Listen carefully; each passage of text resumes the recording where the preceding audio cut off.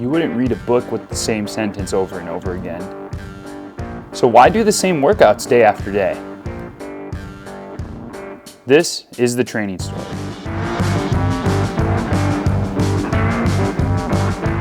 Hello and welcome to the training story, where I want to tell you guys about how the body works when you're training in different zones, and then how you can adapt those different training zones to reach the goals that you've set out for yourself. So welcome to the training story. And in this first episode, I want to lay a little bit of groundwork before we jump into things.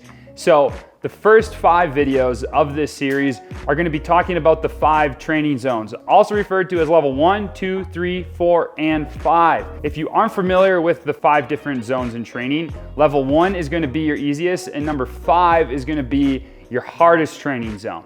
Why are there 5 different training zones? Well, because your body is going to have different physiological responses to different training zones. And to know your zone, you first got to figure out what your max heart rate is, and then you can work back from there. Zone 1 is 50 to 60% of your max heart rate. Zone 2 is generally 60 to 70. Zone 3, 70 to 80. Zone 4, 80 to 90. And zone 5, 90 to 100. So for example, if your max heart rate is 190 beats per minute, your zone 1 training is going to be 95 beats per minute to 114. Zone 2, 114 up to 133. Zone 3, 133, 152. Zone 4, 152 to 171. And for zone 5, 171 to 190. Why this is important, because I'm going to be talking through the 5 different types of training that you're going to be doing in each one of these zones, when you want to do that type of training, and how that's going to help you get to where you want to go based off what goal you have set for yourself. Now, when I'm talking here, I'm talking generally in terms of my experience as a biathlete or a cross-country skier. I'm a biathlete. I ski and shoot. And I know there's probably cross-country skiers out there like, Paul, you're a biathlete. You're not actually a real cross-country skier. I hear you. But at the end of the day, when I'm training for skiing in biathlon, like I'm training in the same ways as a cross-country skier for the most part. And so now that we know what the 5 training zones are, let's get started by talking about them. And we're gonna start with what might be one of my favorite training zones. And I say this because it's where I spend 70 to 80% of my time training, and that's zone 1. Now you might kind of think like, well, zone 1 sounds like it's pretty slow. Well, it is, and it's super easy, but there's a reason why training in zone 1 is so important. If fitness was a pyramid, and in level 1 training, what you're doing is you're building a bigger base for your pyramid of fitness. Also, if you talk about the pyramid, you cannot build a bigger base from starting at the top. So what I mean by that is, it doesn't matter how much level 4 or level 5 training you're doing, you are never gonna get better at level 1 unless you train in level 1. Why is level 1 training so important? Well, that's a great question. Because level 1 is where you're really gonna be able to teach your body how to burn fat.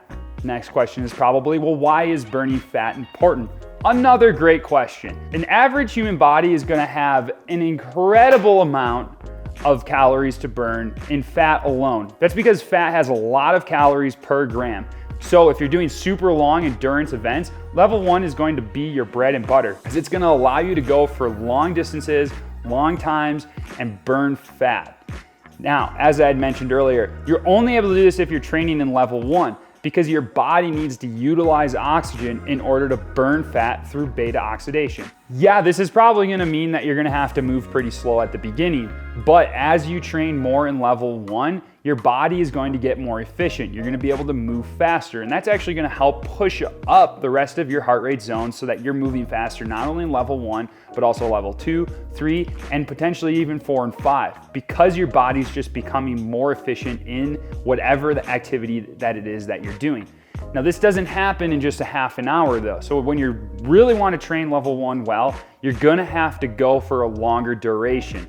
You want to get tired from how long you've been working out, not how hard you've been working out. Now, this might mean in your weekly training setup, you're gonna have to probably find time to go for a longer workout. Say you're busy, you have a family, you don't have 8 hours a day to go work out like a professional athlete would. That's okay. But what you're gonna wanna try to do is maybe instead of doing like 3 1-hour workouts 3 days in a row, maybe you're gonna take one of those days off. So you have your 1-hour workout, you fit that in, you take a day off, get some of the stuff that you need to get done that allows you then to go out on that third day and get in a 2-hour workout. You can really start to train your level 1 fitness that you need to produce that endurance that you're really hoping to get. Do you guys have a friend that seems to always be pushing in the pace and it's like, dude, is this hard to do level 1? Well, tell that friend to come on over to the channel and push the subscribe button so that they can learn how to train and stop ruining your workouts and their own.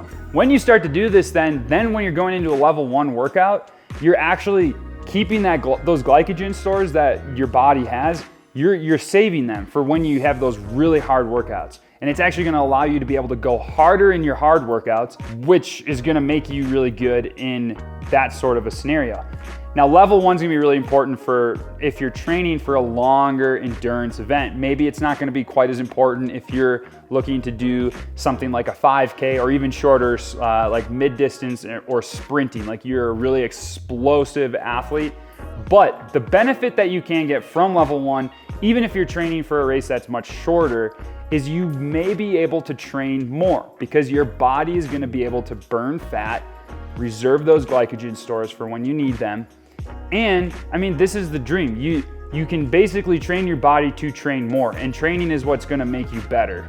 So that's why level 1 is a great option for pretty much everybody across the board, regardless of what kind of athlete you are. Maybe it's not gonna be 70 to 80% of your training like mine. Like last year I looked at my log, it was 76% of my training. The 3 things you gotta remember with level 1 training is you wanna keep it easy, do it often, and go long.